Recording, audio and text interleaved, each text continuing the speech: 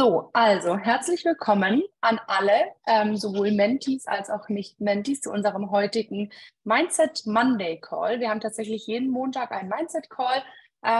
Wir besprechen dort unterschiedliche Themen, aber es ist schon häufiger so, dass wir auch in die Richtung Spiritualität gehen. Denn für mich persönlich hat Spiritualität und Trading extrem viel gemeinsam.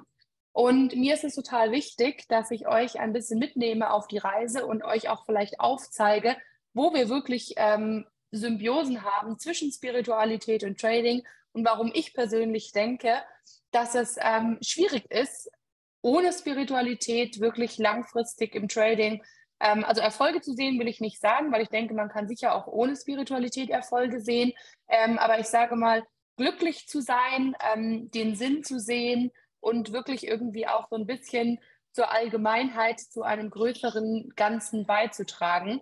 Und deswegen ist das auch so ein bisschen meine Mission tatsächlich, die ich im Coaching und die ich auch bei Instagram verfolge, dass ich den Leuten eben zeigen möchte, schau mal, Trading ist nicht, oh mein Gott, ich bin reich, ich habe jetzt eine goldene Amex und ich habe einen Lamborghini und ich ziehe jetzt nach Dubai, weil da zahle ich keine Steuern, sondern Trading ist viel mehr, dass du einfach jeden Tag, du sitzt jeden Tag mit den reichsten Menschen der Welt an einem Tisch, die bereit sind, dein ganzes Geld zu nehmen, dich zu zerfleischen, und du musst jeden Tag in der Lage sein, die beste Version deiner selbst zu sein.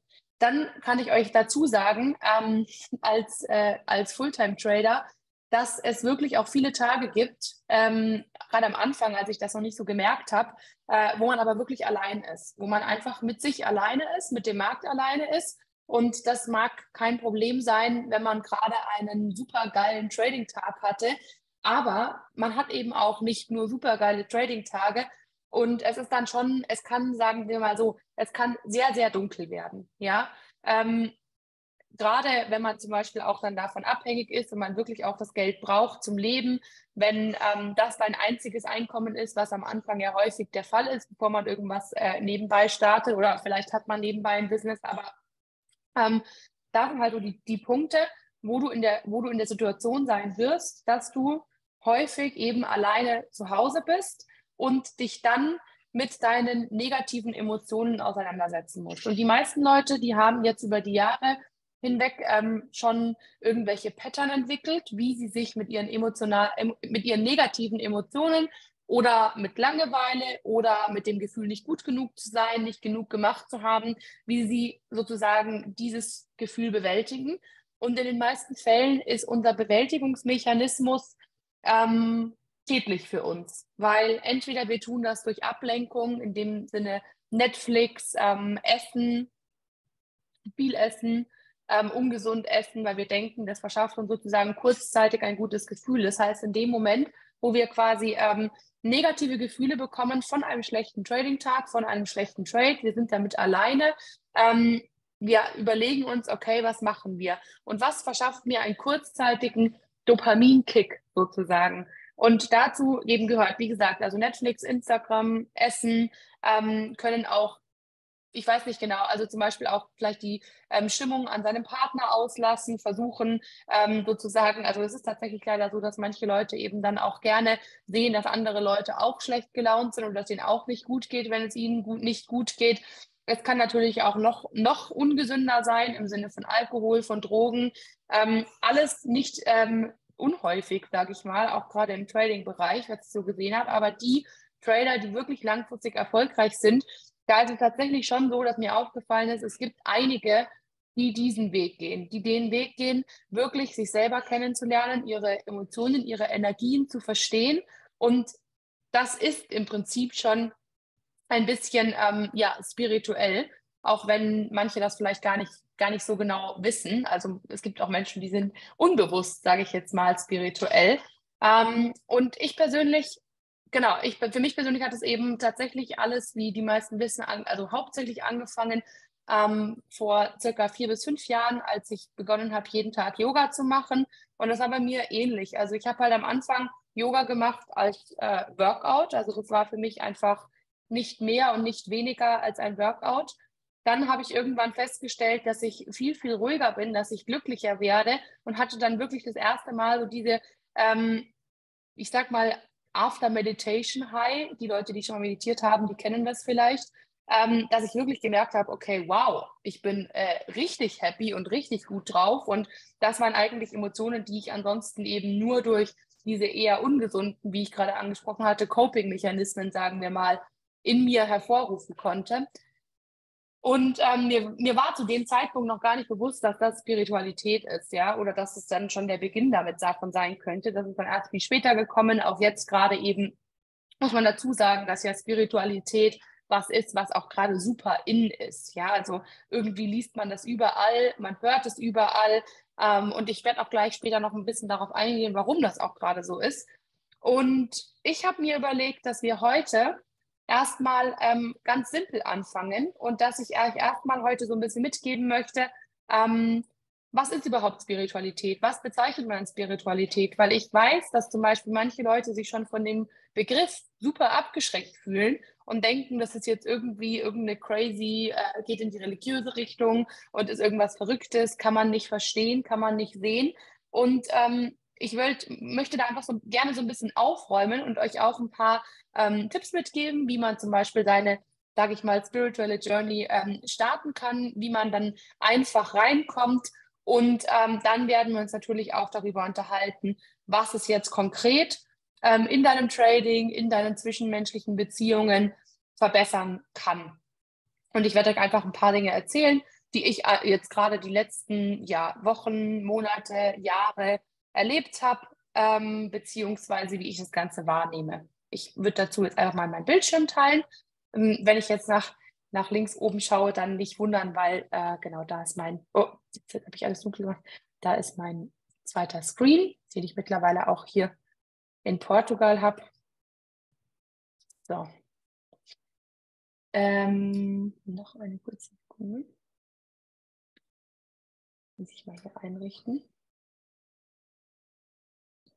Okay, genau. Also warum ist die Verbindung zur geistigen Welt so wichtig und warum hilft die Verbindung zur geistigen Welt deinem Business weiter? Es ist eben so, dass man selbstverständlich, also ich möchte das niemandem absprechen, kann man auch ohne Spiritualität erfolgreich werden. Aber was schwierig ist, dass man sozusagen dann alles immer als getrennte Bereiche wahrnimmt. Und das ist eigentlich schon ein Grundkonzept der Spiritualität, dass wir eben aufhören, alles in getrennten Bereichen wahrzunehmen, dass wir aufhören, uns alle als separate Individuen zu sehen und dass wir beginnen, das als ein Ganzes zu betrachten. Ja, dass wir beginnen, mit mehr Liebe aufeinander zuzugehen, dass wir beginnen, negative Gefühle auszumerzen und dass wir eben anfangen, das auch wirklich in unser Business zu integrieren. Und ich kann euch sagen, dass es super viele Probleme löst. Zum Beispiel löst es das Problem, dass man denkt, oh, ich muss jetzt irgendwas erzwingen, ich brauche jetzt Kunden, ich muss jetzt ganz, ganz viel Werbung schalten, sonst klappt das nicht. Sondern wenn du anfängst, dich wirklich damit auseinanderzusetzen, zu vertrauen, zu connecten, dann hast du einen, sag ich mal, unerschütterlichen Glauben daran, dass sich alles zu deinem Besten wenden wird.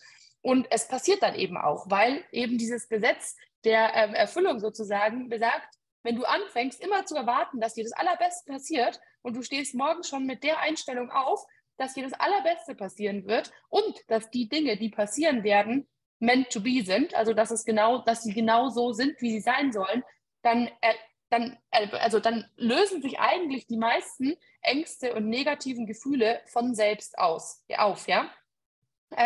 Das bedeutet nicht, dass man nicht arbeiten muss oder dass man sich jetzt zurücklehnen kann, ohne irgendwas zu tun, ja, aber das bedeutet, dass man einfach mit dem Flow gehen kann und dass man eben nicht irgendwelche Dinge erzwingen muss.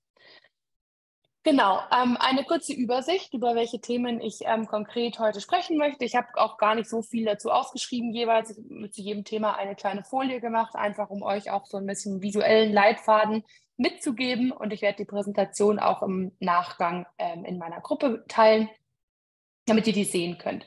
Genau, ich werde jetzt einmal kurz, ich habe versucht, eine Definition zu finden für Spiritualität, mit der ich happy bin.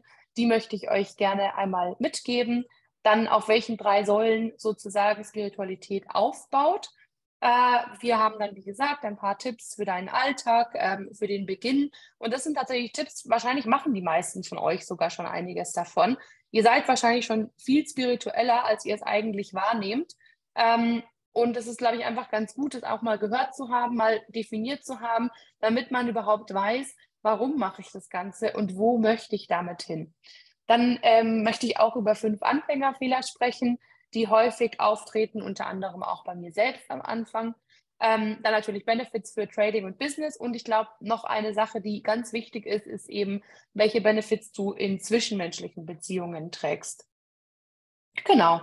Beginnen wir erstmal, was ist eigentlich Spiritualität? Also unter Spiritualität versteht man eigentlich, also Spirit ist übersetzt eben auch der Geist.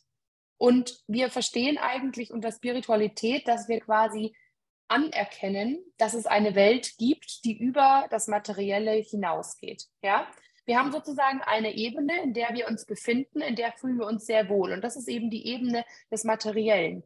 Und wir fühlen uns genau in dieser Ebene so wohl, weil das ist das, was wir sozusagen, was wir sehen können und was es uns sozusagen auch leicht macht, es zu begreifen, weil genau, weil es ist im Prinzip was dann, das ist genau so, wurde dein Verstand trainiert. Das sind die Dinge, die du in der Schule gelernt hast. Du hast in der Schule gelernt, weiß ich nicht, dass wenn die Ampel rot ist, dass dann die Autos anhalten müssen, okay? Das ist was du einfach sehen kannst, was für dich total klar ist, was irgendwo Sinn macht und du siehst auch immer wieder, dass es passiert. Du würdest nicht anfangen, das zu hinterfragen, ja? Zumindest im Schritt nicht, weil es ist etwas, was Materielles, was dir zwar jemand erzählt hat, aber es findet irgendwie seine Realität, ja?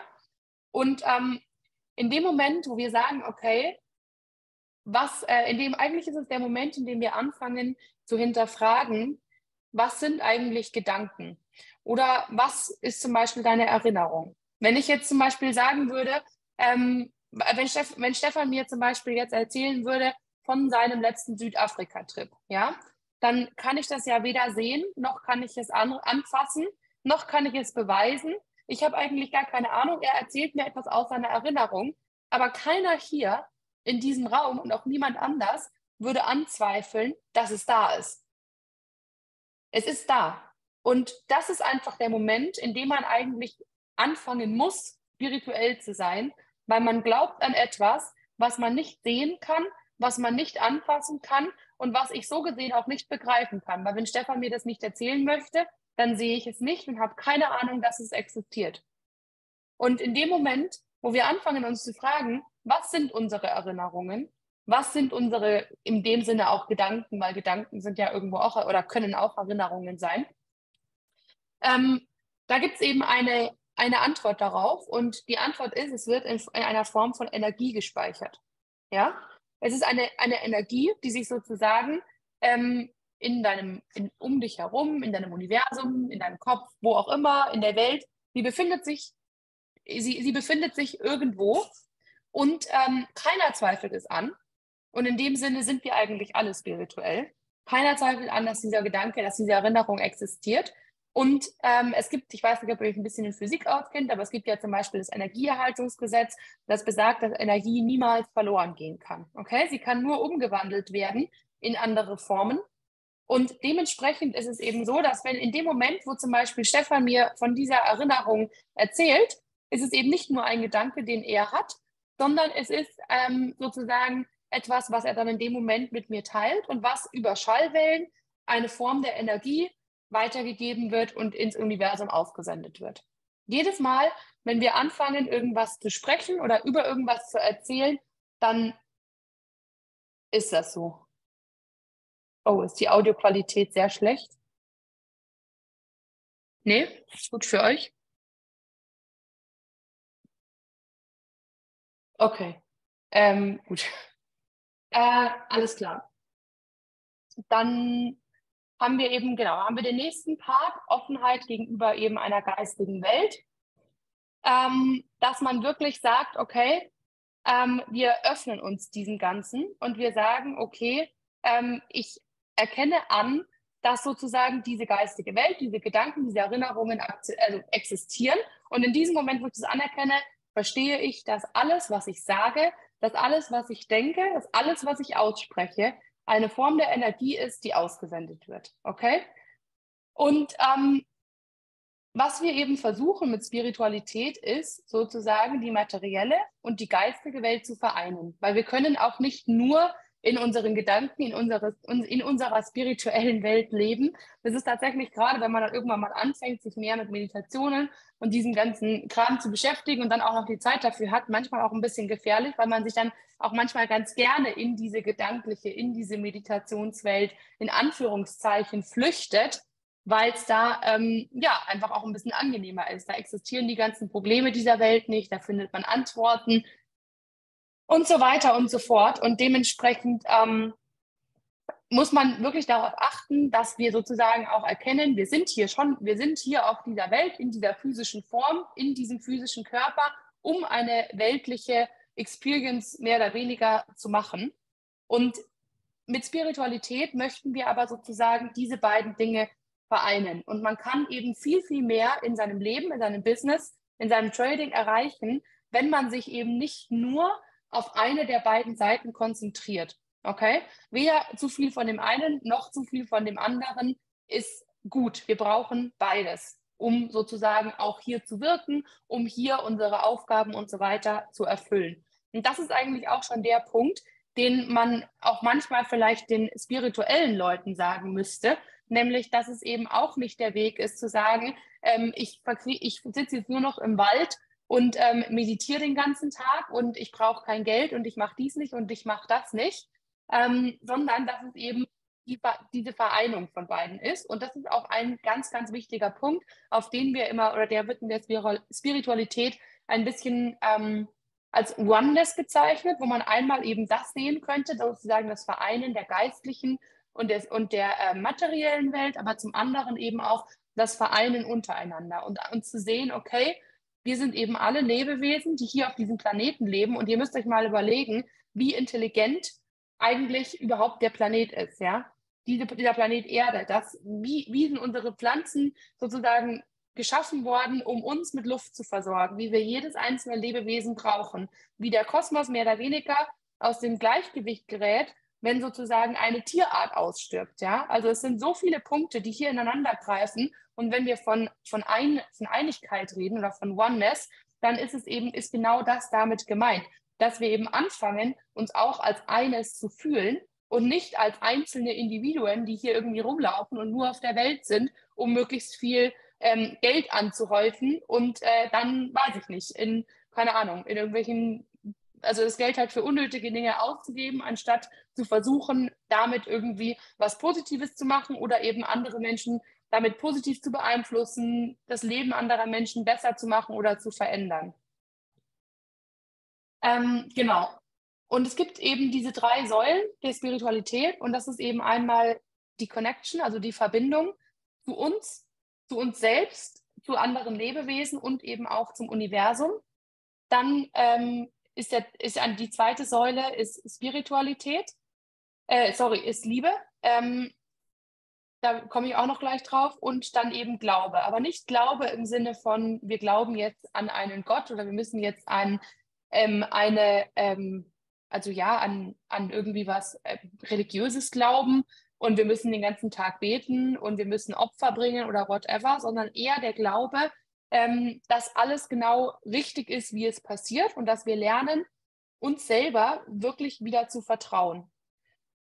Und bei der Connection, Verbindung zu sich selbst, also oder bei diesen drei Dingen, haben wir aktuell in der Gesellschaft ein ganz großes Problem. Und zwar werden wir so erzogen, dass wir eigentlich genau diese drei Dinge nicht tun. Also wir werden, wenn wir über Connection sprechen, die Verbindung zu uns selbst, es ist halt einfach so, uns wird halt irgendwann mit 7 gesagt, wir müssen jetzt in die Schule gehen, wir müssen jetzt eigentlich jeden Tag mehr oder weniger 8 Stunden arbeiten oder vielleicht lass es in der Schule am Anfang nur 5, 6 sein oder 4 und dann muss man aber trotzdem abends noch Hausaufgaben machen. Danach wird uns gesagt, wir müssen jetzt in die Universität gehen und wir müssen uns die ganze Zeit von außen berieseln lassen. Wir sehen schon im Kindesalter, dass unsere Eltern, die schauen dann Fernsehen, die schauen dann Nachrichten, wenn sie von der Arbeit nach Hause kommen und am Wochenende geht man aus, am Wochenende lenkt man sich ab. In Deutschland ist Alkoholkonsum auch sehr, sehr kultiviert und sehr in die Gesellschaft integriert. Zum Glück habe ich das Gefühl, dass es immer mehr abnimmt. Aber es gibt schon immer noch irgendwie Orte, wo das komplett normal ist, wo das einfach zum Alltag gehört. Und wenn du schon sagst, okay, ich bin anders, ich möchte jetzt nicht trinken, ich möchte heute nicht auf eine Party gehen, dann bist du in der Schule schon der Außenseiter und dir wird in der Schule schon gesagt, dass du eigentlich langweilig bist und mit dir kann man ja gar keinen Spaß haben. Und uns wird dieser Glaubenssatz, du kannst keinen Spaß haben, wenn du eben diese Dinge nicht machst, schon eingetrichtert, bevor wir überhaupt checken, dass es Glaubenssätze gibt. Und die Sache ist, dass wir sozusagen diese Connection zu uns selbst eben komplett verlieren, weil sie in keiner Art und Weise gefördert wird. Keiner bringt uns das im Kindergarten, in der Schule bei, auf unsere Intuition zu hören, sondern ganz im Gegenteil. Uns wird eigentlich eher beigebracht, dass wir unsere Intuition verlieren sollen, dass wir nicht auf unsere Intuition hören sollen, ja. Wenn Kinder zum Beispiel das Bedürfnis haben, irgendwas zu machen, wird ihnen gleich gesagt, ah nee, mach das nicht, nee, das ist gefährlich, nee, das ist nicht gut und nee, und dann erzählen zum Beispiel Kinder vielleicht begeistert davon, was sie im Kindergarten erlebt haben oder was ein anderes Kind gemacht hat. Und dann kann es zum Beispiel sein, dass die Mutter einfach vielleicht die andere Mutter nicht mag und dann schon sagt, ah nee, die sind blöd, schau mal, die haben so viel Geld, nee, das ist aber nicht gut. Da gibt es dann bestimmt andere Probleme in der Familie oder sowas, ja. Und aus diesem Grund ist es eben halt ganz, ganz schwierig, diese Connection wieder zu erlernen. Wir wachsen viele Leute wachsen in Großstädten auf, wir haben keine Verbindung zur Natur, wir lernen überhaupt nicht, auf die Natur zu hören, wir sind in Häuserblocks, wir haben also klar, man hat vielleicht mal ein Haustier, aber unser Haustier sitzt dann irgendwie auch nur in dem Käfig und das ist halt komplett eigentlich disconnected zu sich selbst, disconnected zu seiner Seele und disconnected zu allen anderen Menschen. Uns wird schon in der Familie beigebracht, sozusagen sich abzugrenzen. Dann wird gesagt, nee, das zeigen wir nicht nach außen. Über sowas sprechen wir nicht, wenn andere Leute dabei sind. Das ist ein Thema, über das reden wir nicht. Und das sind wirklich diese ganz vielen Kleinigkeiten.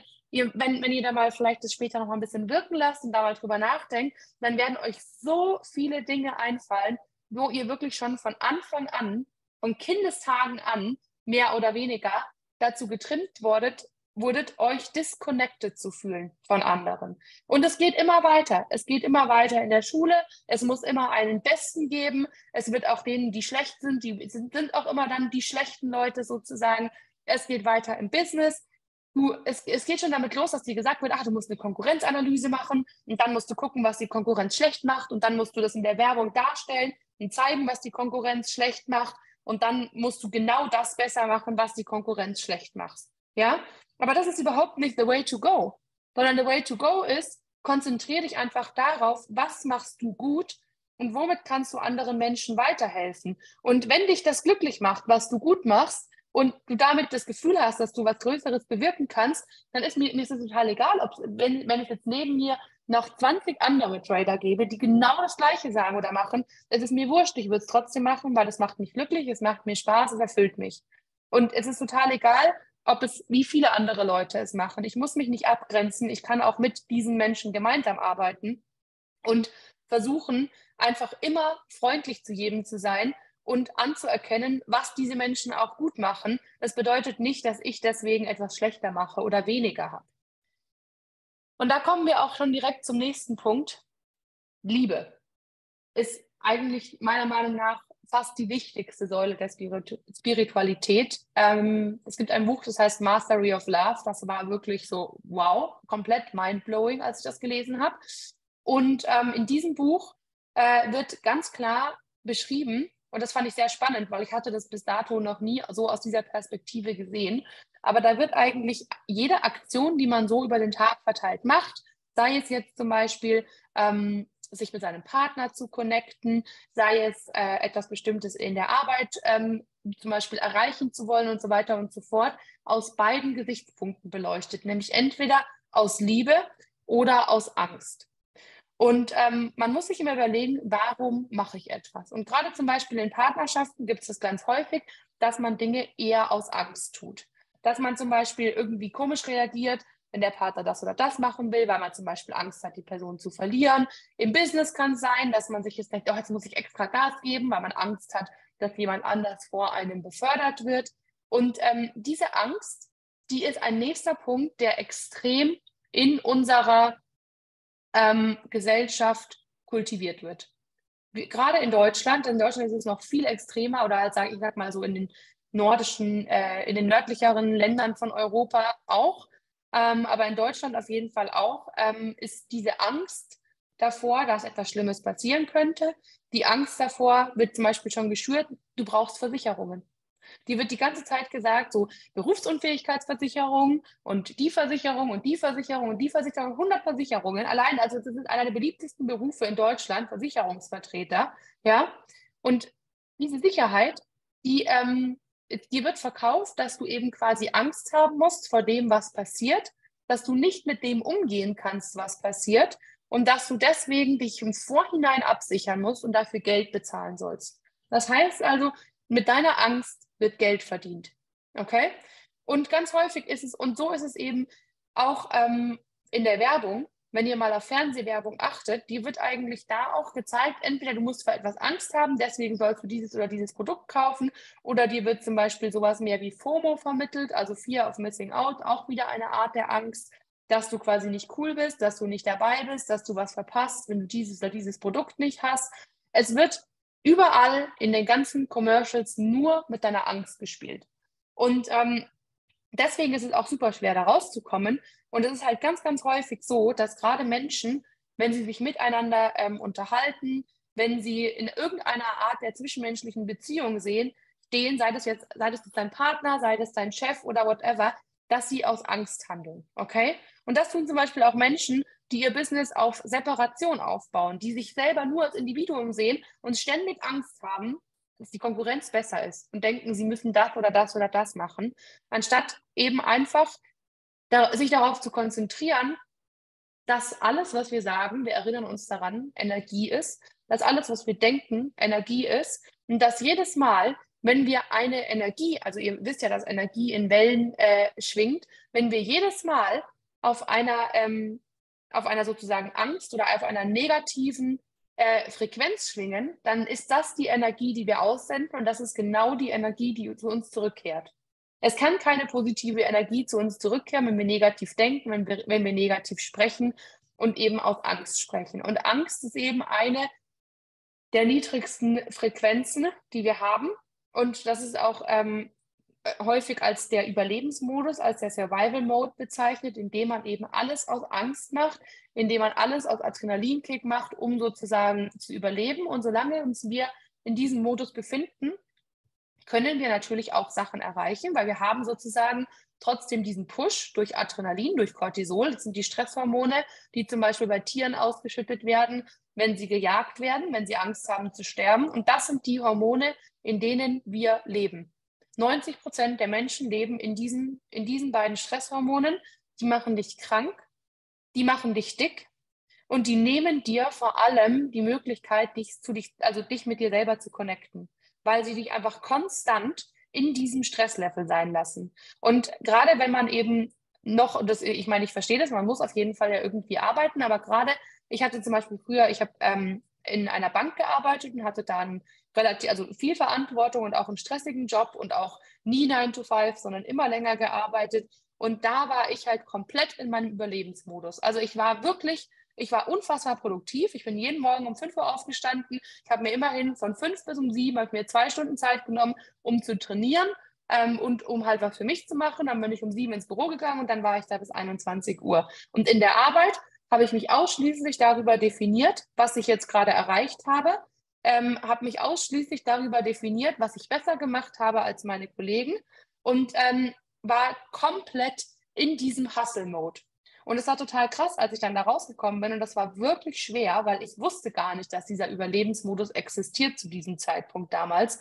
Und dann habe ich entschieden, ich habe dann schon gemerkt, oh, irgendwie will ich raus, ich will in die Natur, ich will mehr machen, bin ja dann mehr oder weniger vor 3 Jahren, vor 2,5 Jahren hier nach Portugal gezogen. Mal kurz hier meine Heizung ein bisschen ausmachen.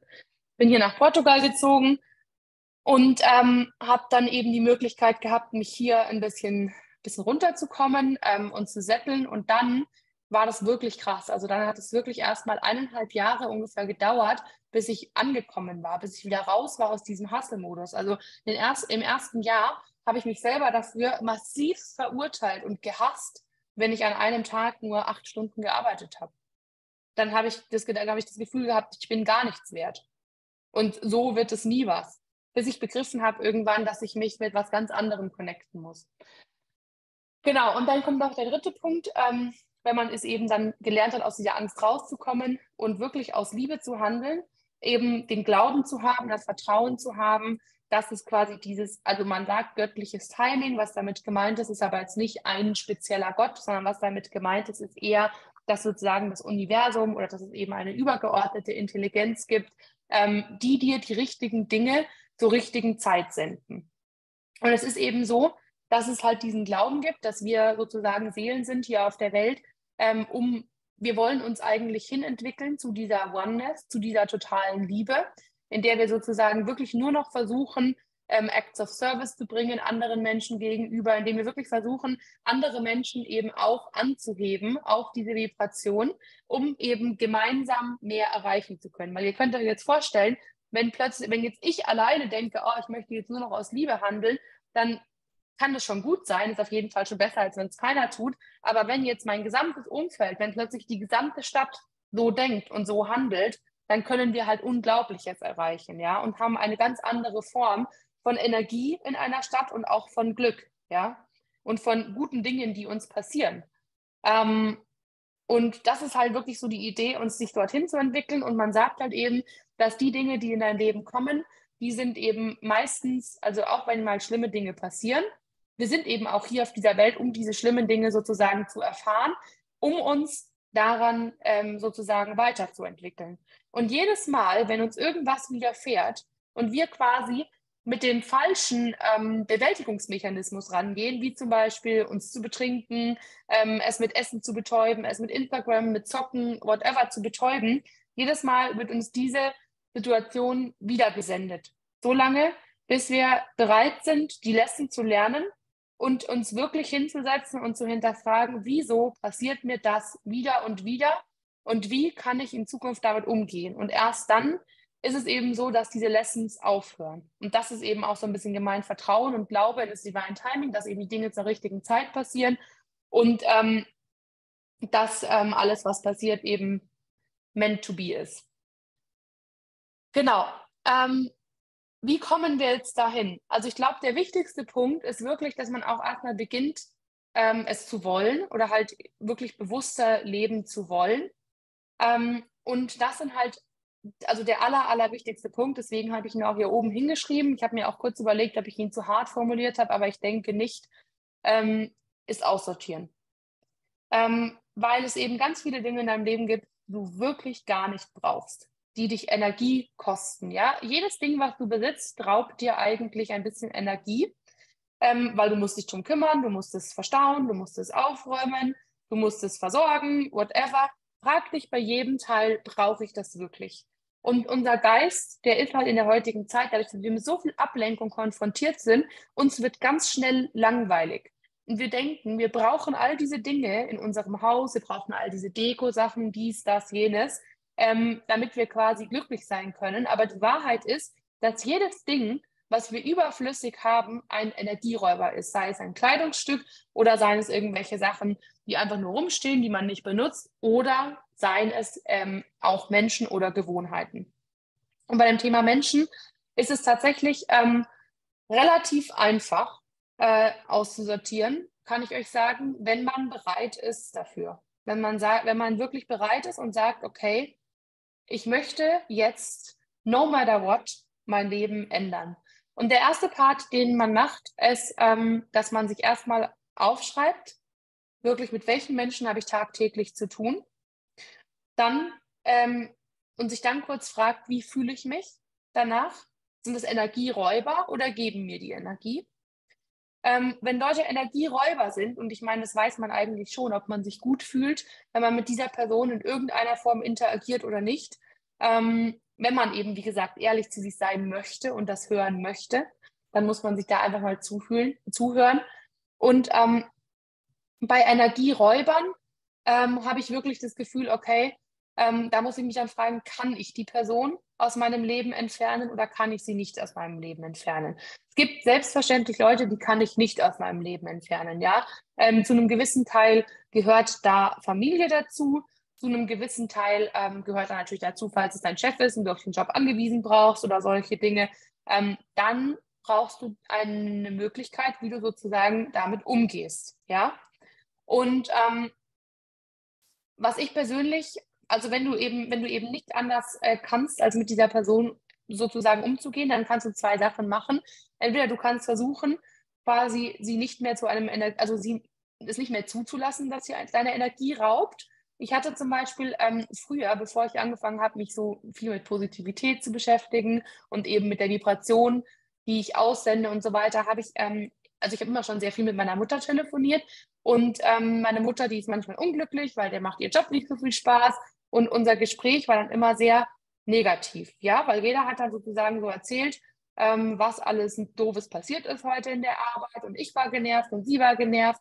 Und es lag nicht an ihr, also sie war in dem Sinne nicht der Energieräuber, sondern eher die Art und Weise, über was wir gesprochen haben und wie wir gesprochen haben.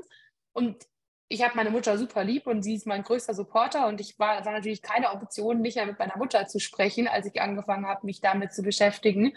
Und deswegen habe ich dann wirklich versucht, ganz, ganz vorsichtig und liebevoll, also man kann da jetzt auch nicht so aggressiv vorgehen, ihr zu sagen, hey, ich habe festgestellt, dass für mich wirklich alles, was ich aussende, zu mir zurückkommt und dass ich nicht mehr über negative Dinge sprechen möchte.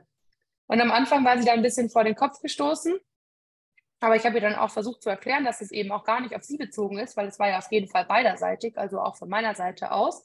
Und dann hat es auch wirklich, also es hat eine Zeit lang gedauert, aber sie hat sich dann da voll, weil sie natürlich auch mit mir sprechen wollte, drauf eingelassen. Und mittlerweile haben wir wirklich nur noch positive Gespräche. Und wenn sie kein positives Gesprächsthema hat, weiß ich nicht, dann recherchiert sie vorher irgendwas über Portugal und erzählt mir dann, wo ich als nächstes hinreisen könnte und welcher Ort hier noch schön ist, damit wir ein Gesprächsthema haben, was positiv ist.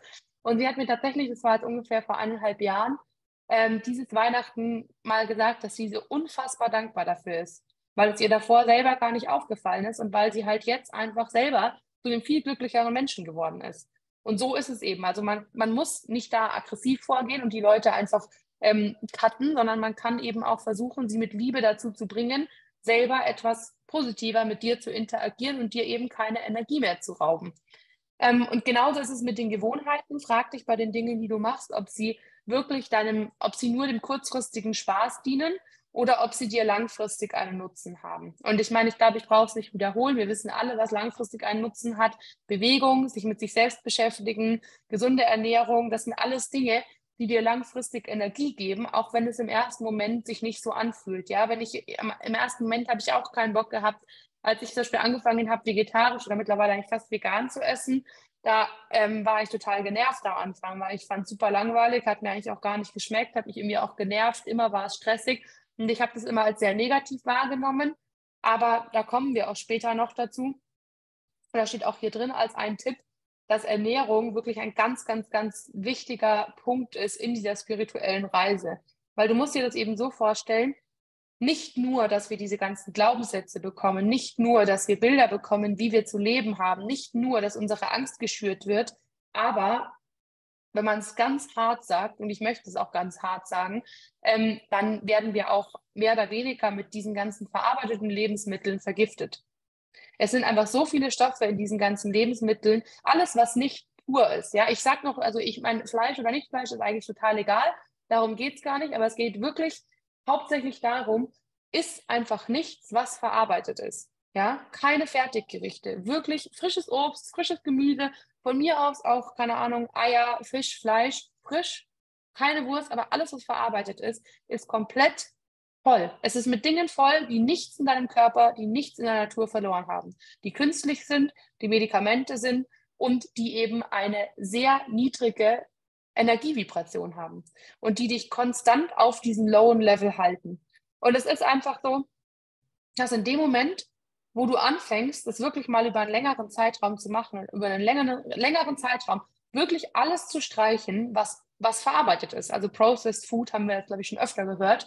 Ähm, Dann wirst du ganz, ganz krasse Unterschiede merken. Also ich merke zum Beispiel, dass ich habe nichts, ich habe nie Kopfschmerzen, ich habe keine Krankheiten, es geht mir einfach immer gut und mein Körper reagiert total intensiv auf alles, was sozusagen aus dem Außen kommt. Ja, also selbst wenn ich jetzt mal, was ich ja schon ganz, ganz, ganz selten trinke, ich auf jeden Fall mal ein Bier oder so. Ja, also keine Ahnung, passiert vielleicht einmal im Jahr. Aber ich spüre es so intensiv und eigentlich ist es dann mittlerweile, ich habe früher viel gefeiert und auch viel Alkohol getrunken oder halt eher normal, aber halt, es war für mich jetzt nichts, wo ich drüber nachgedacht hätte vorher. Ähm, und mittlerweile ist es wirklich so, dass mein Körper sagt mir bei einem Schluck Alkohol, ich möchte das nicht. Und ich bekomme diese Message so deutlich von meinem Körper, dass ich überhaupt keinen Bock habe, danach damit weiterzumachen. Und das ist einfach total krass, weil ich das nie für möglich gehalten hätte vor, keine Ahnung, 5, 6 Jahren, wo man halt jeden Freitag feiern gegangen ist, weil es halt normal ist, weil man sich halt dann ablenkt, man feiert dann, oh ja, geile Woche gehabt, hier in der Bank gearbeitet, Geld verdient, dies, das, weiß ich nicht. Und man dann da noch einen draufsetzen muss und es nie genug ist und man sich nie die Zeit, um sich selber zuzuhören. Genau, also deswegen hier, das ist also der oberste und der unterste Punkt sind meiner Meinung nach wirklich die mit wichtigsten Punkte. Und dann eben so Dinge wie Vergebung, Selbstliebe. Die meisten Leute lieben sich nicht wirklich selbst und akzeptieren sich auch nicht selbst, sondern sie denken meistens, sie sind nicht gut genug, sie müssen mehr erreichen, damit sie sozusagen geliebt werden können, damit sie liebenswert sind, sie sind nicht hübsch genug und so weiter, weil uns gar nicht beigebracht wird, dass wir auch für unsere Seele sozusagen geliebt werden können, weil wir eben, wie gesagt, in diese Gesellschaft geboren werden, in dieser Gesellschaft aufwachsen, in der Leistung zählt. Es gibt Leistung oder Leistung. Und dann gibt es halt noch ein paar Leute, die einfach sehr hübsch sind und die werden dann für ihr Aussehen bezahlt, wenn sie zum Beispiel ein Model sind oder whatever, ja, in der Öffentlichkeit stehen. Aber eigentlich ist es so, wenn du keine Leistung bringst, dann bist du nichts wert. Und diese ganzen Dinge, die sind super, super hässlich im Zusammenhang mit Trading. Weil das sind die Dinge, die dich zum Overtrading bringen, ja? Das sind die Dinge, die dir sagen, und du denkst, oh Gott, jetzt sitze ich zu Hause, jetzt habe ich mir 4 Stunden Zeit genommen, um Trading zu lernen, jetzt habe ich irgendwie keinen Trade gemacht, liegt es jetzt an mir? Ich bin ja gar nichts wert, wenn ich jetzt hier nicht mich quasi anstrenge. Und dann denken wir müssen, weil das haben wir ja so gelernt, wir haben ja gelernt, je mehr wir arbeiten, ne, umso mehr Geld können wir verdienen. Und das ist unser Glaubenssatz. Und wir denken auch, und das ist ein ganz wichtiger Punkt, dass alles knapp ist. Uns wird die ganze Zeit gesagt, es ist knapp. Uns wird gesagt, das wird teurer und das wird teurer und das Geld reicht nicht dafür. Und unsere Eltern haben gesagt, geh sparsam um, lerne mit deinem Geld umzugehen, es ist nicht genug da. Wir sehen Geld als etwas an, was knapp ist im Universum. Zusätzlich gepaart mit unserer Angst und zusätzlich gepaart damit, dass wir unserer Intuition nicht zuhören können, weil wir es nie gelernt haben. Und dann versuchen wir, Geld zu verdienen mit diesem Knappheitsgedanken. Und das steht dir im Trading einfach massiv im Weg, weil du siehst Geld gar nicht als etwas an, was zu dir kommen darf. Du lädst Geld gar nicht in dein Leben ein, weil du die ganze Zeit vermutlich, du gehst mit Freunden raus, vielleicht habt ihr die Rechnung geteilt, dann denkst du dir schon, oh, jetzt habe ich eigentlich zu viel bezahlt, jetzt habe ich mehr bezahlt. Selbst wenn es nur 1 oder 2 Euro sind, aber du hast dann dieses unangenehme Gefühl. Oder du, weiß ich nicht, dein Auto geht kaputt und dein erster Gedanke ist, oh Gott, schon wieder alles so teuer. Oder whatever, ja. Aber ich meine, jeder hat diese Gedanken im Zusammenhang mit Geld. Also ich bin mir sicher, dass ihr die genauso habt wie jeder andere. Und diese Gedanken im Zusammenhang mit Geld, dieses ständige Denken, es ist zu knapp, es ist nicht genügend da, das steht dir bei deinem Trading-Erfolg massiv im Weg, weil du einfach versuchst aus einem Knappheitsgedanken heraus Geld zu verdienen. Und das ist schwierig, weil du bist halt in dieser Knappheitsvibration. Und deswegen ist es dann ganz häufig so, dass selbst wenn man dann Erfolge hat, selbst wenn man gute Trades hat, dann ist dein Unterbewusstsein nicht bereit, dieses Geld anzunehmen und tradet weiter und macht emotionale Fehler und verliert dieses Geld wieder, weil du selber nicht gelernt hast, es dir überhaupt zu erlauben, es zu behalten. Genau. Und also wie gesagt, ich bin jetzt nicht auf alles eingegangen. Wenn ihr dazu irgendwie Fragen habt, dann könnt ihr die gerne auch auf jeden Fall nochmal in den Chat schreiben oder ihr könnt einfach später das nochmal durchlesen. Das ist eigentlich ganz gut. Glaube ich, ist relativ eindeutig, was man eben hier machen sollte. Wichtig ist halt, dass diese Routinen dir halt helfen, gerade so Morgenroutine, Abendroutine, wo man irgendwie ein bisschen Achtsamkeit einbaut und Dankbarkeit einbaut. Das ist so der erste Schritt eigentlich, um zu lernen, dass man positive Emotionen, dass man Dopamin auch aus anderen Dingen bekommen kann, als die Dinge, die wir jetzt kennen. Dass eben auch eine Meditation dir ein gutes Gefühl geben kann. Meditation kann auch einfach sein, dass man sich einen Timer stellt und es ist wirklich, also wenn ihr jetzt jemand seid, der zum Beispiel gar nicht still sitzen kann, dann startet mit 1 Minute. Macht's nicht kompliziert. Verlangt keiner von euch, dass ihr jetzt morgen eine Morgenroutine habt, wo ihr 2 Stunden meditiert und danach eine Stunde Yoga macht, ja. Es kann super, super knapp sein, aber es geht eben darum, es zu kultivieren und es zu normal zu machen. Und wenn es nur 3 Minuten Meditation sind, du kannst zum Beispiel, oder sagen wir selbst wenn du jetzt ein ganzes Jahr lang jeden Tag nur 5 Minuten meditierst, wo du einfach dir einen Timer stellst auf 5 Minuten, ne, und nichts hörst, einfach dich hinsetzt und dir selber zuhörst. Du musst gar nicht versuchen, nicht zu denken oder whatever, sondern lass es laufen und verstehe aber, dass Gedanken kommen und gehen und dass du bist nicht deine Gedanken. Die bestimmen dich nicht. Du bist auch nicht diese innere Stimme in deinem Kopf, die dir dann sagt, ah, du bist faul, du bist nicht gut genug, du bist dies, du bist das, okay?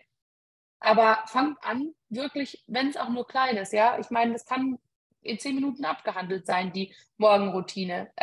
Dass man wirklich sagt, okay, ich meditiere 5 Minuten, danach bewege ich mich kurz 5 Minuten, ja, entweder ein bisschen Stretching oder weiß ich nicht, kurz 5 Minuten ein bisschen Hampelmänner, whatever, um einfach sozusagen deine Energie in Wallung zu bringen, weil du verstehst, du hast ein Energiefeld, du hast eine Aura um dich herum und diese Aura bestimmt den ganzen Tag über, wie andere Menschen auf dich reagieren und was dir im Leben passiert und wie positiv oder negativ diese Dinge sind, die dir passieren.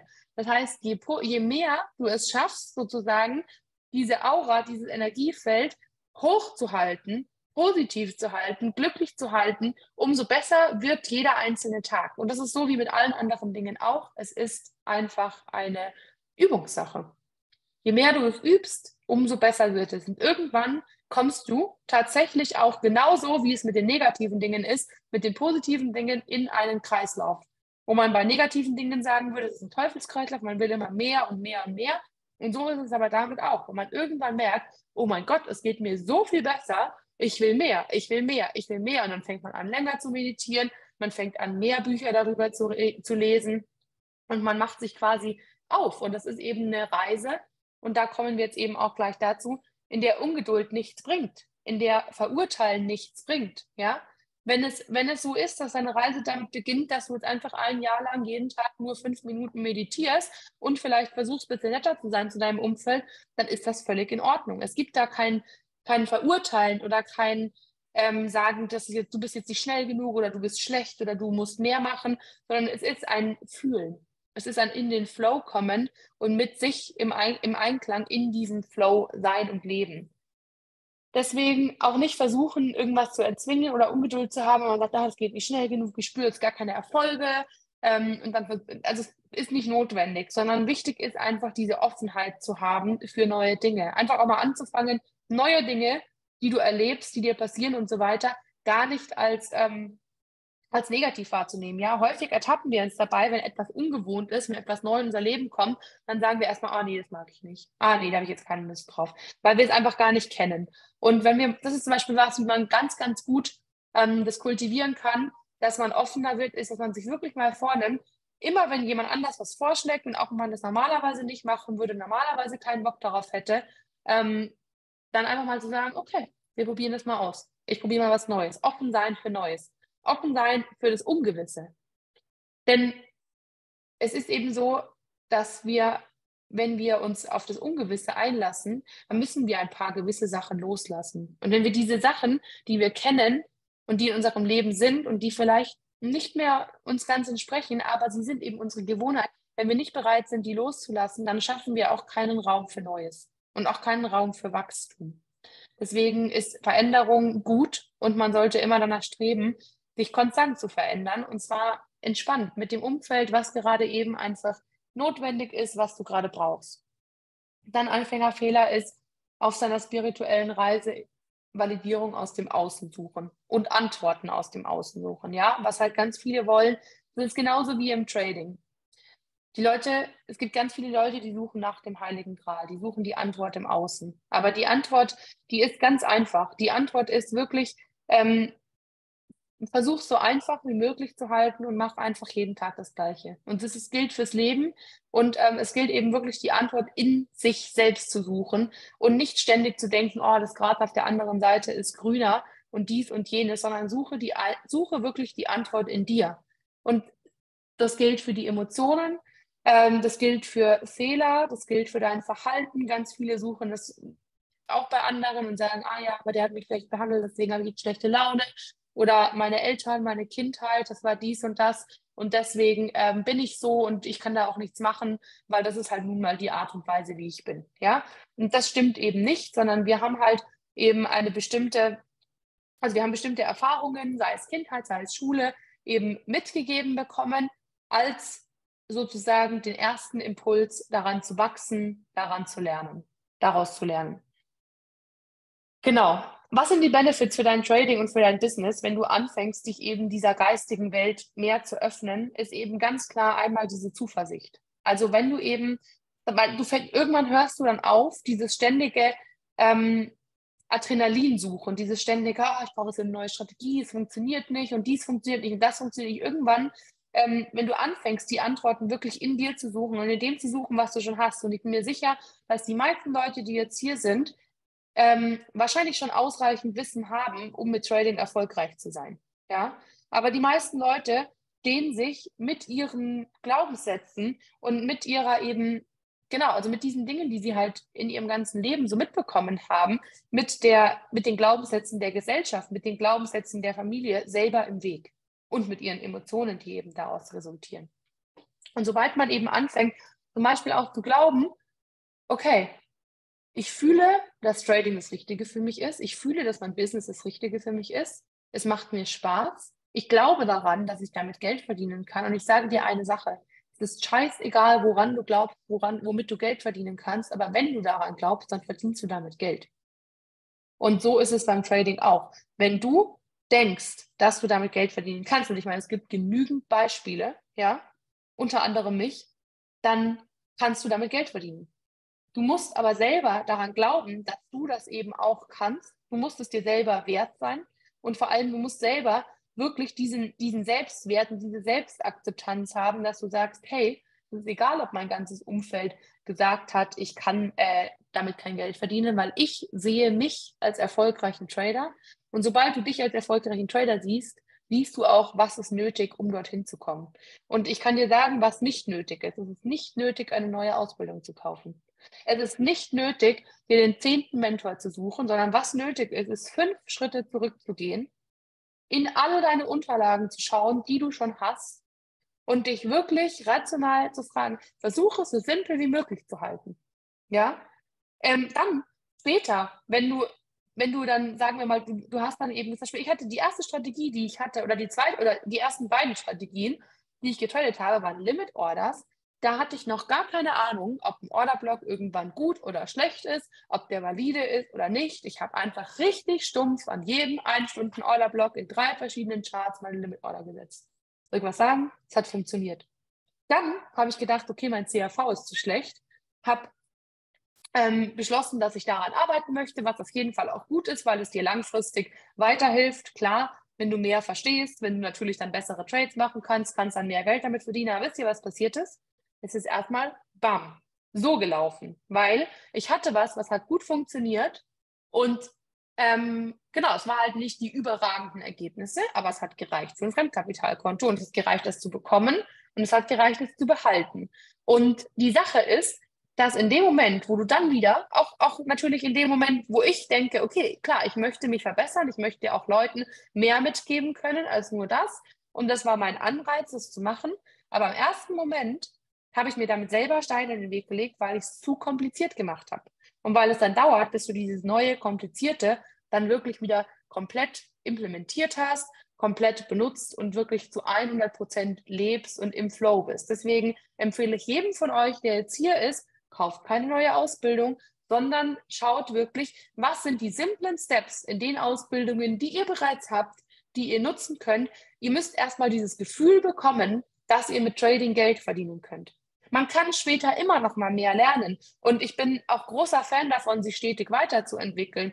Aber gönnt euch erstmal wirklich dieses Gefühl und den Glauben an euch selber zu entwickeln, hey, ich kann mit Trading Geld verdienen. Weil ich kann euch sagen, danach wird es auch viel leichter. Danach wird es viel leichter zu entscheiden, wer bringt dich jetzt wirklich weiter im Trading, was brauchst du wirklich oder brauchst du vielleicht gar nichts und möchtest einfach selber alleine mehr backtesten, aber die Antwort, die ist in jedem von euch und ihr braucht nicht noch mehr Beeinflussungen von außen und ich weiß, dass Instagram auf jeden Fall immer der Punkt ist, wo man von außen beeinflusst wird. Ich kann euch jedenfalls sagen, ich habe also von den Leuten, ich folge, glaube ich, 250 Leuten. Von diesen 250 Leuten habe ich so ungefähr 240 Stories gemutet. Wisst ihr warum? Weil es mich massiv im Außen beeinflusst, wenn ich ständig sehe, was jetzt der Trader wieder macht und was der Trader wieder macht und was der Trader wieder macht. Das ist natürlich scheiße, wenn jetzt morgen meine Story-Views runtergehen, wenn ihr jetzt auch alle Trader mutet. Aber wenn es so ist, dann ist es so. Und wenn es euch weiterhilft, erfolgreich zu werden, dann ist es auch völlig okay für mich. Aber das ist wirklich, hört auf, die Validierung im Außen zu suchen. In jeglicher Form. Und ganz schlimm ist zum Beispiel auch, selbst zum Beispiel Trader, die ich eigentlich mega gut finde, wie zum Beispiel Trading Dom oder so von der Wall Street Story, der postet halt manchmal auch dann seine Sicht auf den DAX zum Beispiel. Und manchmal ist meine Sicht anders. Und ich habe zum Beispiel in der Vergangenheit festgestellt, dass es dass es mein Trading-Setup beeinflusst, weil wenn ich dann sehe, dass ich zum Beispiel Long traden möchte und ich sehe, jemand anders tradet Short, dann bin ich verunsichert, dann glaube ich nicht mehr an mein Setup und dann mache ich komische Sachen. Und deswegen habe ich auch, und ich schaue mir dann schon manchmal die Stories an, dann denke ich mir so, ach, was macht der jetzt eigentlich? Dann gucke ich mal wieder die Stories an, aber halt nicht dann, wenn ich gerade den DAX trade. Ja, weil ich halt dann, wenn ich gerade trade, will ich halt nicht sehen, in welche Richtung sind die anderen unterwegs, sondern ich möchte eigentlich nur meiner Intuition zuhören. Und ich bin mittlerweile so weit, dass ich wirklich auch meiner Intuition in dem Sinne vertraue, selbst wenn es darum geht, ihr zuzuhören, was fühlt sich jetzt gerade richtig an. Ich meine, natürlich, ich habe mein Setup, meine Analyse, meine Mentees wissen, dass das schon ein sehr strukturierter Prozess ist und dass ich nicht morgens denke, ach, Intuition. Aber zum Beispiel letzten Freitag, ja, war das letzter Freitag? Oder genau, letzter Freitag, das war zum Beispiel richtig doof, weil ich bin nämlich aufgewacht und dann habe ich mir den Markt angeschaut und dann habe ich gesehen, oh mein Gott, okay. Es war halt irgendwie 7:45, wir gehen short. Ich war wirklich noch kurz im Halbschlaf. Ja, ich schaue manchmal als erstes auf mein Handy, war im Halbschlaf und habe direkt einen DAX-Short reingehauen. Also mit meinem privaten Konto, nicht Fremdkapital, weil beim privaten Konto dachte ich mir, ja, scheißegal. Weil ich riskiere da eigentlich immer so 2,5%. Das ist das, was ich bereit bin auszugeben, sozusagen, um zu sehen, ob es funktioniert oder nicht. Und ich sag mal, das Echtgeld tut mir auch nicht so weh. Weil ich meine, auf der anderen Seite ist es ja auch so, ist auch ein Copy-Trading dran gehängt, denke ich mir so, ja, selbst wenn du jetzt die 2,5% versemmelst, kein Stress, David holt es dann nächste Woche schon wieder rein. Oder ich mit einem Trade, ja. So, also habe ich das gemacht. Und dann, sowas schicke ich natürlich nicht in meine Signalgruppe. Sowas schicke ich natürlich auch nicht an meinen Mentees in den Discord, logischerweise, weil das war einfach, ich habe es gesehen, okay, ich trade jetzt seit ungefähr 2 Jahren in DAX. Ich meine, ich kenne mich da jetzt schon gut aus. Ich habe mein Setup gesehen, habe gesehen, es passt mega gut, aber ich hatte nichts hatte ich in meinen Chart eingezeichnet, ich hatte nichts, was ich hätte teilen können und so weiter und so fort. Dann bin ich aufgestanden, habe meine Morgenroutine gemacht, dachte mir, naja gut, der Markt wird schon nicht so schnell weg sein, der kommt dann sicher schon noch mal wieder. Was war? Ich komme wieder an den Chart, 200 Punkte abverkauft. Und dann habe ich den ganzen Tag versucht, dieses Setup noch mit meinen Mentees zu teilen in der Signalgruppe, weil ich mir dachte, scheiße, jetzt hast du so einen geilen Trade mitgenommen und jetzt ist kein anderer dabei. Und was ist passiert? Ich habe einen Stop-Loss nach dem nächsten kassiert, weil ich die ganze Zeit versucht habe, es zu erzwingen, weil ich selber ja schon super hoch, oder was heißt super hoch, aber ich war also sehr, sehr gut im Profit mit meiner Position, dementsprechend ja auch dann nicht so schlimm, einen knappen Stop-Loss zu kassieren, aber natürlich nicht mitnehmen können, weil ich sozusagen ja, eben früher eingestiegen bin und keine Chance hatte, es zu teilen. Und das sind halt so Momente, wo in dem Moment, würde ich sagen, habe ich eher zu 90% auf meine Intuition gehört und war aber natürlich mir bewusst, ich habe mein kalkuliertes Risiko und wenn es nicht aufgeht, dann nehme ich dieses kalkulierte Risiko in Kauf. Aber das sind halt auch Dinge, bis man im Trading auf seine Intuition hören kann, das dauert. Dauert, bis man den Markt hören kann und bis man sich selber vor allem versteht und bis man weiß, ist es jetzt Gier, ist es jetzt irgendein Reflex, ist es ein Impuls oder ist es wirklich die Intuition? Und bin ich dafür bereit, Geld zu zahlen? Und ganz wichtig, habe ich mein Risikomanagement im Griff? Weil solche Sachen kann man auf jeden Fall machen, aber halt nur dann, wenn man wirklich einen festen Stop-Loss hat und wenn man wirklich diesen Stop-Loss nicht verschiebt und wenn man ganz genau weiß, es ist mir völlig egal, ob ich jetzt diese 2,5%, die ich da in dem Falle riskiert habe, riskiere. Und ja, deswegen ist Intuition eben auch was, auf was ich aber nur hören kann, wenn ich nicht aus dem Außen beeinflusst werde. In dem Moment, wo ich zum Beispiel gesehen hätte, ein anderer Trader tradet long, wäre ich wahrscheinlich total verwirrt gewesen und hätte gar nicht mehr gewusst, auf was ich höre, weil dann wäre die Stimme aus dem Außen gekommen und hätte meine Intuition sozusagen eigentlich verkümmern lassen und wieder nach unten gedrückt. Und das ist eben das, was ich meine. Aber ich bitte, fangt jetzt nicht an, morgens im Bett intuitiv Shorts oder Longs zu platzieren, aber nur so ein bisschen, fangt an, euch auf euch zu konzentrieren. Genau. Genau, ganz wichtig ist eben auch, dass man halt daraus eben diese gesunden Bewältigungsstrategien aus dem Tief schafft, ja, wie zum Beispiel Bewegungen, wie zum Beispiel, wenn man die Möglichkeit hat, irgendwo in die Natur zu gehen, oder ich gehe dann ganz gerne ins Meer, wirklich so Cleansing. Und früher, also ich weiß noch am Anfang, als ich angefangen habe zu traden, da war es dann eigentlich schon eher oft, also ich habe auch damals schon fast nie Netflix oder irgendwie sowas in die Richtung geschaut, aber an den Tagen, wo es richtig schlimm war, habe ich dann irgendwas angeschaut, irgendeine Serie und habe mir richtig viel ungesundes Essen bestellt. Obwohl ich da schon seit 4, 5 Jahren fast vegan gegessen habe, super gesund gegessen habe und wirklich in meinem normalen Alltag das eigentlich gut im Griff hatte, aber dann in den Momenten, wo ich meine Emotionen nicht unter Kontrolle hatte und wo ich keine Mechanismen hatte, um damit sozusagen umzugehen, da habe ich dann eben angefangen, Dinge zu machen, die mir dann im Prinzip schaden und die dann eigentlich meine Vibration noch tiefer runterdrücken. Genau. Und dann ist es auch ganz interessant, wenn man nämlich anfängt, wirklich so offen zu werden, dann passieren einem plötzlich dauernd tolle Dinge. Oder man nimmt Dinge als total toll wahr. Und das ist total spannend, weil man bekommt dann eigentlich ständig so einen richtigen Kick, weil man einfach in den kleinen Dingen wirklich ja, Wunder sehen kann und eben wirklich daraus auch Dopamin zieht. Und das ist total spannend. Und das war also gestern war ein sehr interessanter Tag, weil wir waren zum Beispiel am Abend vorher aus und wir sind auch erst relativ spät ins Bett gegangen, erst um 2 oder halb 3. Und ich war mega müde, aber ich hatte dann irgendwie doch Flow zu arbeiten in der Früh. Und dann war ich fertig mit Arbeiten und dann habe ich kurz überlegt, Sonntagnachmittag sollte ich mal wieder einen Film schauen. Aber plötzlich hatte ich dann so eine innere Stimme, die so gesagt hat, nee, es ist Neumond, komm, wir gehen lieber an den Strand zum Meditieren. Also was eine Alexa vor 3 Jahren halt nie gemacht hätte, ja. Und das war eigentlich total, dann habe ich mich irgendwie total gefreut, weil ich dachte, wow, mein Körper gibt mir jetzt sogar schon das Signal, dass er lieber auf sich selbst, dass er lieber sich selbst zuhören möchte, dass er lieber mit sich selbst alleine sein möchte, als jetzt sich berieseln zu lassen von, ja, ja, immer auch wieder von Dingen, die in dir Glaubenssätze, die in dir Muster und so weiter festigen, die du vielleicht gar nicht da haben willst. Und wenn man an diesen Punkt kommt, das ist dann eigentlich schon relativ cool. Und das ist eigentlich auch der einzige Grund, warum auch der Weg dahin schon so schön ist, weil du halt immer wieder, wenn du dich halt konstant mit diesen Themen beschäftigst, kleine Erfolge siehst. Ja. Und diese kleinen Erfolge, die machen sich dann echt glücklich, weil das sind einfach Dinge, die wirklich aus dir herausgekommen sind und die nicht von außen als Erfolg abgestempelt wurden. Genau, und dann eben auch noch ganz, ganz wichtig ist, also was ich halt gemerkt habe, seitdem ich auf dieser Journey bin, und wir hatten zum Beispiel früher immer sehr, sehr viel Drama in meiner Familie. Ja, jedes Familienfest war eine einzige Katastrophe. Es gab immer Streit, es gab immer irgendwie Tränen, viele unaufgearbeitete Traumata, sage ich jetzt mal.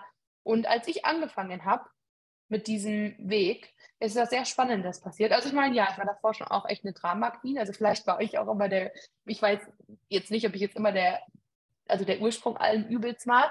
Aber als ich quasi angefangen habe, so mich erstmal komplett rauszuhalten aus allem, was negativ war und mich wirklich und dieses aus Liebe handeln das steht da so einfach, aber es ist so unfassbar wichtig, dass man sich wirklich bei jeder Handlung, jedes Mal, wenn du irgendwas zu jemandem sagst, bevor du einen Kommentar bringst, dich fragst, sage ich das aus Liebe oder sage ich das aus Angst?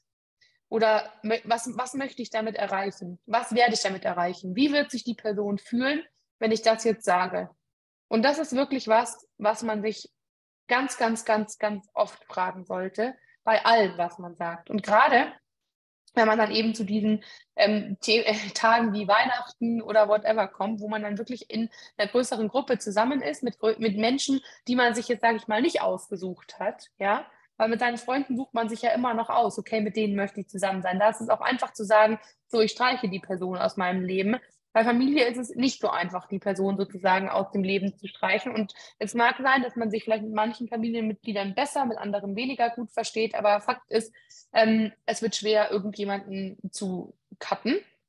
Und dann muss man sich fragen, okay, kann ich nicht einfach jeder Person mit Liebe begegnen? Und das ist spannend, weil ich habe mir dann einfach aufgeschrieben, als ich das erste Mal sozusagen wieder ein Weihnachtsfest vor mir hatte, nachdem ich damit begonnen hatte, habe mir wirklich aufgeschrieben und ganz gut davor überlegt, welche Dinge finde ich an der jeweiligen einzelnen Person liebenswert.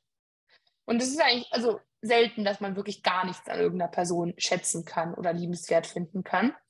Und dann hat man wirklich diesen Zettel, man hat sich davor darüber Gedanken gemacht. Das heißt, eigentlich hast du damit was ganz Tolles gemacht, weil du hast dir sozusagen diese positiven Emotionen in dir hervorgerufen. Was findest du an dieser Person liebenswert? Was gefällt dir an dieser Person? Und dann gehst du mit dieser Emotion in so ein zum Beispiel Treffen, in einem Familienfest, whatever. Kannst du selbst in der Arbeit machen, wenn du deine Kollegen nicht magst oder sowas in die Richtung. Weil was dann nämlich passiert ist, weil du es dir ja in Erinnerung gerufen hast, weil du dieses positive Gefühl hattest, als du dir überlegt hast, ach ja, das liebe ich an der Person, dann gehst du da rein und dann konzentrierst du dich genau auf diese Sache. Weil du hast sie im Kopf, dir fällt auf, okay, das ist liebenswert und da gehe ich eben hin und dann wird automatisch sich sehr, sehr viel an Problemen in Luft auflösen, wenn du mit dieser Einstellung in Treffen gehst. Und ansonsten kann ich wirklich empfehlen, wenn du Personen in deinem Leben hast, die du nicht so lieben kannst, wie sie sind, wo du das Gefühl hast, die müssen sich anders verhalten, als sie sind, damit sie sozusagen liebenswert für dich sind. Oder du hast das Gefühl, du musst ständig an denen rummäkeln, du musst sagen, ah nee, mach das so, das nervt mich, nee, das nervt mich, nee, dann haben diese Leute nichts in deinem Leben zu suchen. Punkt.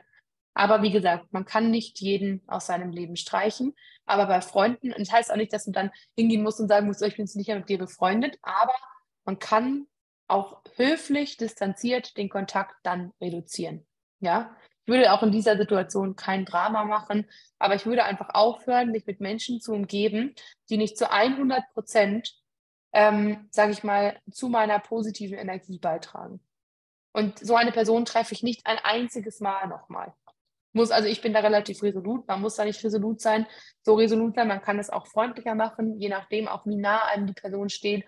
Aber ich kann es euch ganz ehrlich sagen, wenn jemand euch gegenüber auch nicht aus Liebe handelt und wenn ihr spürt, ihr seid für die Person nie gut genug oder die Person schätzt euch nicht oder wertschätzt euch nicht oder wertschätzt nicht, was ihr tut, dann tut euch selber den Gefallen und geht und lasst es einfach sein. Weil es gibt Menschen, jeder Mensch ist genau so liebenswert, wie er ist. Und man sollte niemals das Gefühl haben, dass man sich sozusagen verstellen muss, um liebenswert zu sein für jemanden. Okay? Du musst nicht besser sein, du musst nicht anders sein, du musst nicht mehr Geld haben, du musst nicht schlanker sein, du musst nicht durchtrainierter sein. No. Du bist genauso liebenswert. Und wenn die Person deine Seele so nicht lieben kann, dann wird sie dich auch nicht lieben, wenn du schlanker, wenn du reicher, wenn du whatever bist. Ja? Sondern wichtig ist, dass wenn du dich selber lieben kannst, dann kann die andere Person dich genau so lieben und genau da sollte man eben auch drauf hingehen. Das ist auch übrigens ein ganz interessanter Ansatz, der in diesem The Mastery of Love beschrieben wird, über wie, sage ich mal, toxische Partnerschaften zum Beispiel entstehen oder wie auch diese Addiction entsteht. Und zwar geht ja im Prinzip alles damit los, dass man sich selber, also sagen wir mal, wenn man es in Level aufteilen könnte, sagen wir, meine Selbstliebe ist bei Level 5, ja, in der Mitte. Und jetzt kommt jemand in mein Leben und der würde mich zum Beispiel die ganze Zeit schon sehr, sehr schlecht, also von Anfang an würde er mich einfach super schlecht behandeln und würde zum Beispiel die Liebe, die er mir zeigt, wäre zum Beispiel so Level 3 oder Level 2. Dann würde automatisch mein natürlicher Beschützermechanismus, whatever, für mich selbst einsetzen und ich würde diese Person ja nicht wieder treffen. Weil wenn jetzt jemand in mein Leben kommt, ich lerne die Person kennen, die Person gibt mir von Anfang an ein schlechtes Gefühl, gibt mir von Anfang an sehr wenig Wertschätzung, dann würde es ja gar nicht so weit kommen, dass ich jetzt zum Beispiel sage, okay, ich möchte mit dieser Person zusammen sein oder whatever. Jetzt haben wir aber ein Problem. Und zwar, das Problem existiert dann, wenn ich zum Beispiel einen Selbstwert von Level 2 habe, also einen richtig, richtig schlechten Selbstwert, also keine Selbstliebe, Selbsthass, whatever. Und dann kommt jemand, der behandelt mich zwar schlecht, aber er sagt mir, er behandelt mich ein kleines bisschen besser, als ich mich selber sehe. Und das ist genau der Moment, wann zum Beispiel eben dann toxische Partnerschaften entstehen können oder auch toxische Freundschaften entstehen können. Nämlich, wenn dein Selbstwert sehr, sehr, sehr gering ist und eine Person kommt, die dich schlecht behandelt, aber ein kleines bisschen besser, als du dich selber behandelst. Und die Person, die eben dann diesen ganz, ganz, ganz geringen Selbstwert hat, die beginnt dann abhängig davon zu werden. Die beginnt abhängig davon zu werden, weil sie sozusagen immer wieder dieses Gefühl fühlen möchte, dass jemand sie als Mehrwert empfindet, als sie sich selber empfindet. Aber trotzdem kann es ja sein, dass das Ganze auf einem sehr niedrigen Level sich abspielt und deswegen das Ganze trotzdem noch sehr ungesund ist. Und deswegen ist halt wirklich dieser wichtige Gedanke, den man dabei immer haben sollte, ist, dass man immer zuerst an der Selbstliebe arbeiten muss, bevor man sozusagen irgendwas, auch wieder, wie vorher schon gesagt, aus dem Außen sucht. Auch wie andere Leute dich behandeln, wie du in der Arbeit behandelt wirst, tatsächlich, was du an Geld verdienst. Es ist alles eine Frage des Selbstwertes und was du dir selber wert bist zu verlangen. Weil die meisten Leute, die trauen sich schon gar nicht, so hinzugehen und zu sagen, ich will das und das Gehalt. Die sind so, oh mein Gott, ich bin froh, dass ich den Job habe, das ist so ein guter Job und der Arbeitgeber ist eigentlich schon gut, anstatt dass sie hingehen und sagen, hey, ich bin viel mehr wert. Genau, gerne. Ja, also wir sind tatsächlich jetzt auch hiermit am Ende. Das sind wirklich die Dinge, die ich euch mitgeben wollte über, genau, wie man so ein bisschen seine Journey starten kann. Ich teile, wie gesagt, später mit euch die Präsentation, dass ihr dann noch ein paar Wege nachlesen könnt. Aber an sich ist es wirklich so, verbindet euch mit euch selbst, mit der Natur und je mehr man eben anfängt, sich selber zuzuhören und Ablenkungen zu cutten, umso mehr wird man diesen Weg gehen und irgendwann geht das eben auch wie eine Spirale. Genau, ich hoffe, ich konnte euch damit weiterhelfen. Habt ihr noch irgendwelche Fragen? Danke.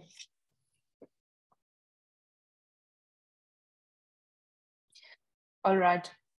Gut, dann, wenn es keine Fragen mehr gibt, dann wünsche ich euch einen wundervollen Abend und ganz, ganz viel Erfolg in der nächsten Trading-Woche. Und wie gesagt, ihr müsst immer daran glauben, dass ihr damit erfolgreich sein könnt.